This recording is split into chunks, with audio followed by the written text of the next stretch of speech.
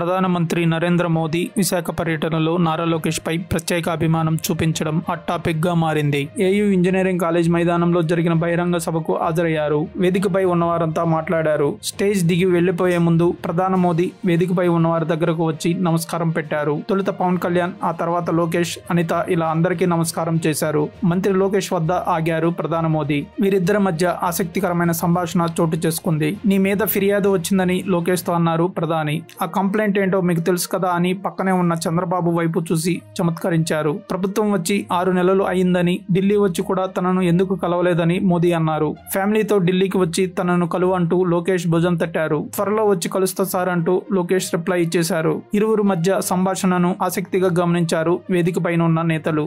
Stage పై కూడా లోకేష్ తో మోదీ ప్రత్యేకంగా మాట్లాడుతూ కనిపించారు. చంద్రబాబును అరెస్ట్ చేసిన సమయంలో నారా లోకేష్ జాతీయ నేతలతో పరిచయాలు పెంచుకున్నారు. టీడీపీ తరపున చాలా వ్యవహారాలు ఢిల్లీలో లోకేష్ చక్కబెడుతున్నారు. ఈ క్రమంలో లోకేష్ పై మోదీ ప్రత్యేక ఆప్యాయత చూపిస్తున్నారు. మోదీ పర్యటనకు ఇన్ఛార్జిగా నారా లోకేష్ ను నియమించడం వెనుక కూడా ఢిల్లీ నుంచి అత్యున్నత స్థాయి వర్గాల నుంచి వచ్చిన సూచనలు ఉన్నాయంటున్నారు. నారా లోకేష్ త్వరలోనే మోదీతో సమావేశమయ్యే అవకాశాలు ఉన్నాయి. ఇంతకు ముందు నారా లోకేష్ పలుమార్లు ఢిల్లీ వెళ్లి బీజేపీ కీలక నేతలతో సంప్రదింపులు జరిపారు. నారా లోకేష్ అతి త్వరలోనే మోదీతో సమావేశమయ్యే అవకాశాలు ఉన్నాయి. ఇంతకు ముందు నారా లోకేష్ పలుమార్లు ఢిల్లీ వెళ్లి బీజేపీ కీలక నేతలతో సంప్రదింపులు జరిపారు. అమిత్ షాతో 2-3 సార్లు సమావేశమయ్యారు. కొన్ని పర్యటనలు పూర్తయ్యే వరకు బయటకు తెలియలేదు. అయితే ఆయన ప్రధానితో సమావేశం కాలేదని తాజా స్పందనతో అర్థమవుతుంది. చాలా మంది ప్రయత్నం చేస్తున్న అపాయింట్మెంట్లు దొరకవు కానీ నారా లోకేష్ కు మాత్రం ప్రధాని స్వయంగా వచ్చి కలవాలని పిలుపునిచ్చారు.